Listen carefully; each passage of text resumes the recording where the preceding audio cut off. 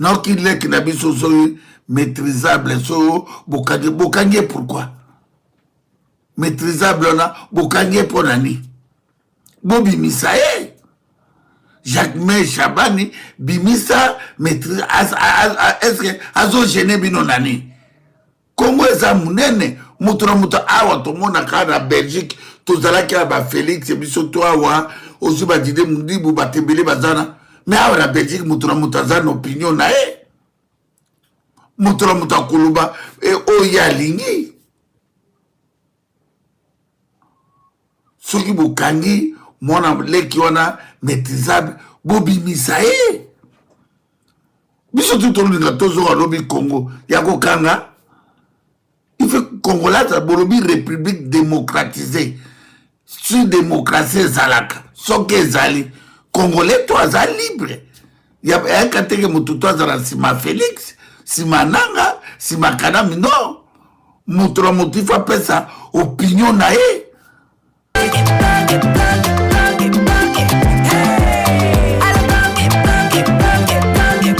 Oyoki elengi ya Congo.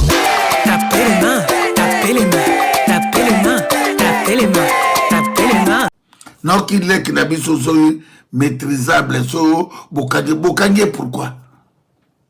Maîtrisable on a bokanye pour nani?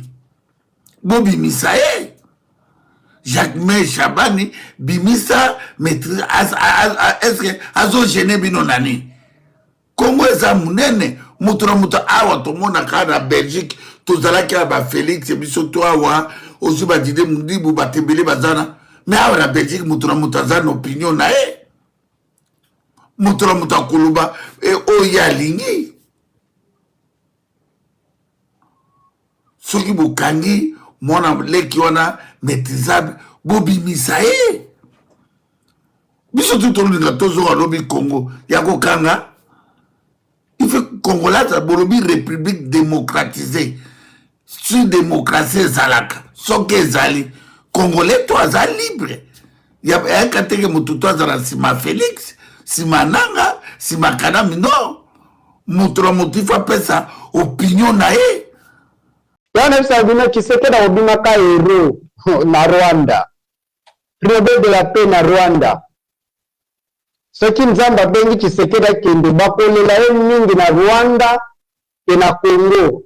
Mikhail Gorbachev balela ye mingi na États-Unis na Grande-Bretagne mais na Russie te. Comment bokokota likelemba mutu moko azopesa mbongo yo ozopesa te ozotrouve pe oza na ene. Ata pilipili il n'a pas donné. Ata pilipili. Et vous dites et par bato pe na monde bamona ke boza. S'il vous plaît, au Congo, il y a des hommes qui réfléchissent. Il y en a. Il y en a. Donc, tu as rejeté l'accord de soumission, d'esclavagisme. Ce qui est clair, pas ni babonda nos secret. Balinga Donald Trump a fungoli boy. Mais oya ya kanya zo ibatek. Peuple yandenge nini petit Moïse Boketro. Namoni Kagame a fungoli oya ye signature sur Donald Trump. Mais Félix Etsulo la teka boy.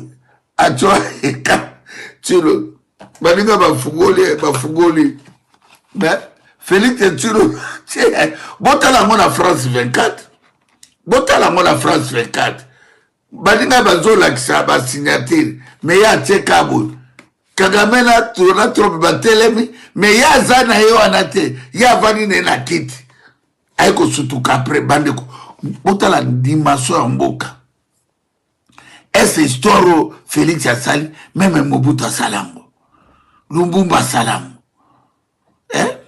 Bazoko sabiso bazola na suri banini. Eza guerre ya ba intérêt. Ba Congolais na ba korwana beaucoup profiter na rien. Beaucoup zoaka rien. Ki beaucoup si la yango makamango pe tozolo bati. Moto asimi mandoki te azaka na mongongo na ye, mais azoko se retrouver na bisika oyo elongo banite. Aza wapi ba Congolais balingi ba enlever parce que ngai na kokipe ko confirmer ba Congolais sika wate na mona ki même na ba réseaux sociaux ba vidéo dotambola ka kufi ngala lobby je ne confirme pas, je ne infirme pas non plus. Et sengeli bato ba kwaki na ye ba meka ko expliquer biso ba tie wapi ba rasira ta libota na ye Parce qu'il y a sa femme qui est venue me voir, na pesa qui est même espace, abi bana na ye bazo tungisa ye, libota na ye, ezali ko tungisa, balingi ba ye ba neuf fils qui va permettre bango ba en contact na ye, ba ye ba état de santé na ye, et ça jusque là ce n'est pas encore fait. Nous nous posons la question, est-ce que na mboko bolobi ezali état de droit? Ceux qui besoin de makambu ya ko reprocher un des citoyens de la République, est-ce que sengeli boko ndoko lokotaye na site universitaire o toyebi ngai na yo eza bisika o bato ba service ba ko kotela bikotela mwanzate boko ndoko kamata mutu lokola nzinzi lokola ngungi un père de famille bo tokie bo boake na kata mutu ka sans plaque bokei na yetiki no lelo destination inconnue. Nous pensons que il faut revenir à la régularité. Bati aye devant juge naturel naye, ceux qui n'allaient pas à service, ceux qui vont l'anda biso nangongo, bati aye devant juge naturel naye, et puis toye bassé de quoi on lui reproche. Et vous allez malam. Ils ont représenté dans Génie pour que Balokotaye. Et puis fuite naye à craindre. Et puis sa fuite n'est pas à craindre surtout. Mais pour l'instant, bah investigation sali piste. Ou ici Kazali ils ont banaté tinolelo. Au moins certaines informations que nous ne pouvons pas révéler ici, à Koufité. Il est en vie. Azali en vie, mais Sengeli ba pesa biso un peu beaucoup plus de détails. On a toyé ba personne n'a accès à lui. Et si ka Azali mais ba personne l'a vu depuis Azali la bomo ya kufite, mais Azali quelque part en ngoto yebite, Azali wapi na service nini. Et Sengeli quand même famille na ye en contact même avocat na ye topé moi si na ye. C'est triste. C'est triste en dehors de Kamizelo, il y a un jeune Papi Mawesi. Ensemble. Oui, depuis 3 ou 1 mois déjà. Un mois plus. Le problème, c'est que le service et Sengeli et Yeba, que la Constitution n'autorise plus Biloko et Ndenge Wana. Bombi Moutou, sans que famille na Yeba, sans que Azala assisté. Sans que motif Bokangeli Yeba. Constitution. Net nakata ote kurutu philosophe ko kanzala te pona bato ba yebiete. Awo kata pe mapona mukate. Et Sengeli l'état pas ba dimension là. Agape moto ya maladie. Est-ce que ba yebi kamela ka bakisi tango nyos? Voilà. Mona momemi ngambo ya likambo moko o bokoyi ko éviter. Voilà, c'est pourquoi les services doivent avoir et locaux ya pour respecter la constitution. C'est-à-dire ceux qui bokangi mutu bo informer famille na ye.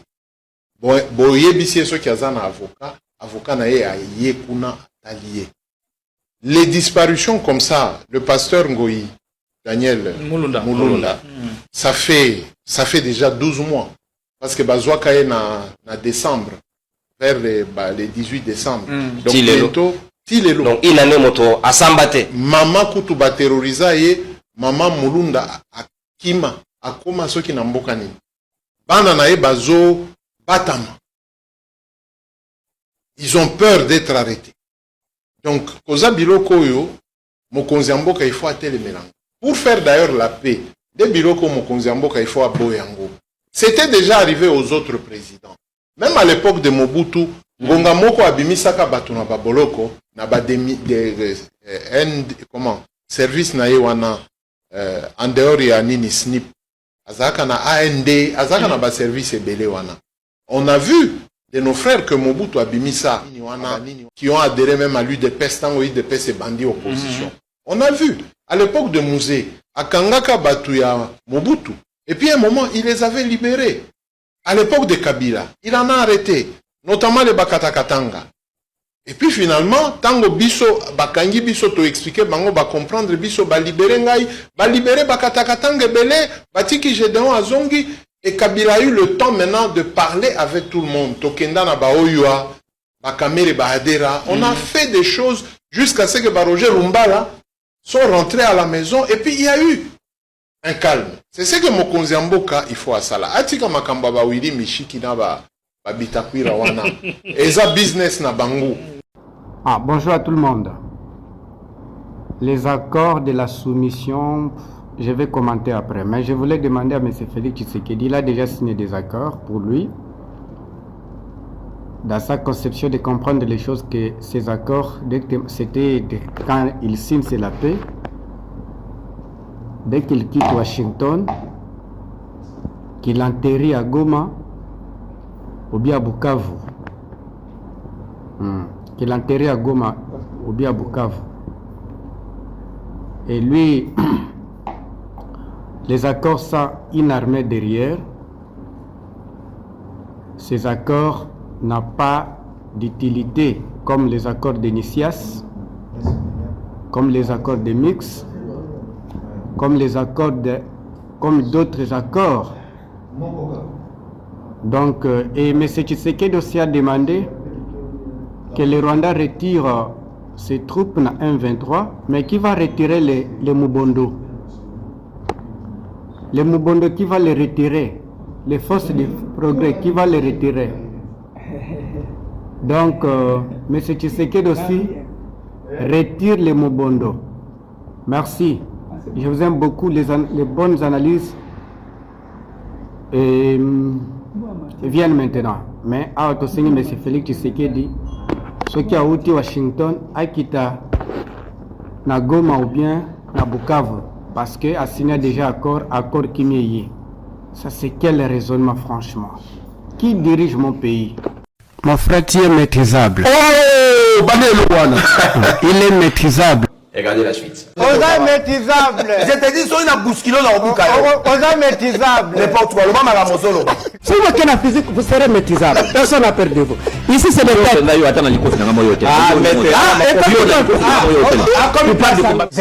Ah, la calme. On a maîtrisé.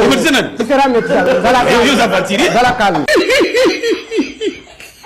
Un grand nation. Non, ça c'est fort. Un grand nation. Comment tu peux massacrer la langue française comme ça? Moi, je m'en fous. À Toki. Il y a une seule solution. Autant Un normal. Yo. La calme. Nini. Mon frère, tu es maîtrisable. Le journaliste et communicateur de l'opposition Parole Kamizlou a été retrouvé mort après un enlèvement attribué à des individus non identifiés. Selon plusieurs sources, il aurait été enlevé près de l'Université pédagogique nationale, UPN, avant que son corps ne soit découvert abandonné dans un endroit isolé. La famille est plongée dans une panique totale et réclame justice. L'annonce de sa mort a provoqué une vive indignation à travers le pays. De nombreux Congolais accusent le pouvoir en place. Bien qu'aucune version officielle n'ait encore été rendue publique, journalistes, acteurs politiques et organisations de la société civile exigent une enquête indépendante et transparente, dénonçant une grave atteinte à la liberté de la presse. Le climat reste tendu à Kinshasa, dans l'attente de la réaction officielle des autorités. Kamizelo azaki moto soki bakangi bakene no na SNP. Biso to kosenga ndengo la biso ba opposant bota la procédure ya okangela biso. Biso soko kangi ngai memanga na SNP. Il se fait la moto na ngai. Il se fait que parce que le faut le baba vérité na peuple ko. Tout ça rassembla bakazaka tolatite. Toza bien te. Oh biso. Opposant à santé malade moralité. Bah hémorroïdes ezali awa, bah hernie aiguë, bah tension ezali awa. Nous vivons une vie misérable. Bah msuba liaka moi sanya pondo matembela wa na sawa ya 1500 francs pour démission. Ceux qui vont mener à l'hôpital, botala na no état de santé naie. Kamizelo appelle ça qui point de vue naie. Il y a un principe en droit pénal, il y a bien de mettre winner, non bis in idem. C'est un principe en droit pénal. C'est ça que déjà c'est frappant. Lorsqu'on on ne peut pas sanctionner une personne deux fois pour une seule fait et une seule faute commise. Déjà, il était sous sanction pour un dérapage médiatique. Donc, l'autorité régulatrice, et ça saisit ça qui n'a l'Ikamboana, a aucun molaye matoy. Boni bokoya kobaki sali susu, poursuite judiciaire. Il y a double emploi des sanctions judiciaires. Alors, soit l'autorité devait décider sur soit la procédure de la sanction administrative, ou l'autorité devait décider sur la sanction, il y a poursuite judiciaire. De Konangaï, Winner Kankolongo. Yamboya Lobagi. Non, s'il vous plaît. Yamboya na sagesse. Yamboya Lobaki Boy. Montre Katani. Montre Katani. Katani maître. Situation est bien. Yamboya sérieux, il y a qui a opposé à nous. Mais non. Toké maître. Yamboya Lobaki Boy bande Konangaï. Bozoba ya kwiti ya gene to ya mboliwa. Mboliwa eza gene ya suka ya premier niveau. Weza suba sopeli musuni ya mubeso ekauki 500. Chichampa premier degré. Babi molangwa ya batopelisa lango pe moto. Molangwa ya gene to ya mboliwa. Ekoko tinda yo kengela bukelo. Mais kasi molangwa ya miliki ekotinda obotisa ye nde mwana Non, non, mais... toli koloba nini awa ala kimia c'est-à-dire que kolangwa nini kozali pouvoir c'est-à-dire omoni degré c'est-à-dire tolongwa na c'est ça kimia kotomaka te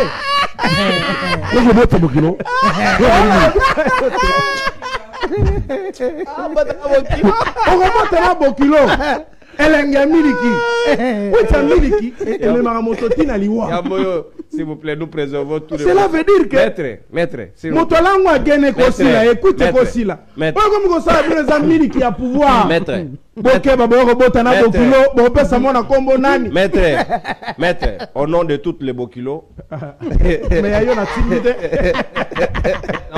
bokilo na olama bokilo non bokilo na simbami te tikanga na fana na ngai nalinga koyebisa na maître Winer na lisese okoloba ete kwiti ya pouvoir et comme mabino bosa le loko moko très exagéré et puis vous perdre les moments ya kobongisa yango parce que vous avez encore le temps aujourd'hui ya kobongisa moi mabe bozo sala peut-être aujourd'hui Chadar il se reproche il dit nandimite Chadar sera son ministre intérieur il fera ce qu'il peut ce qu'il a fait hier.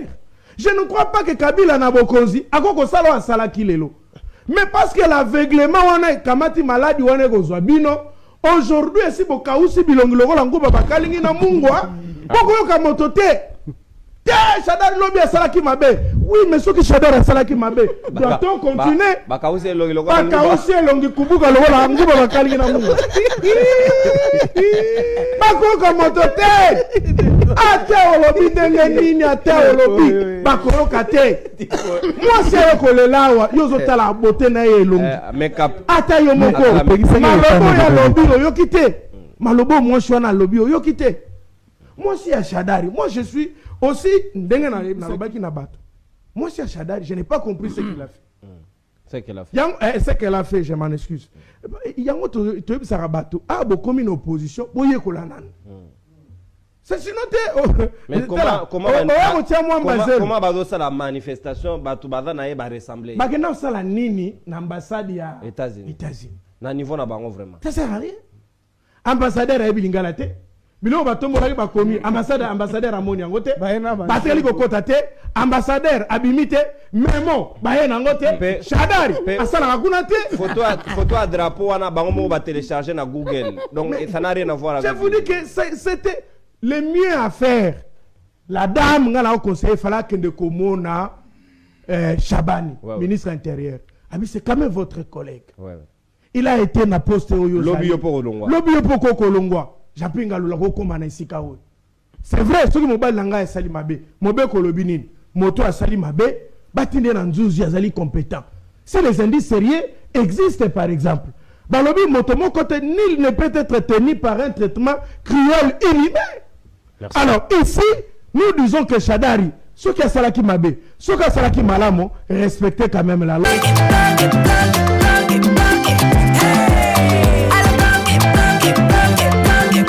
Oyoki elenge ya Congo.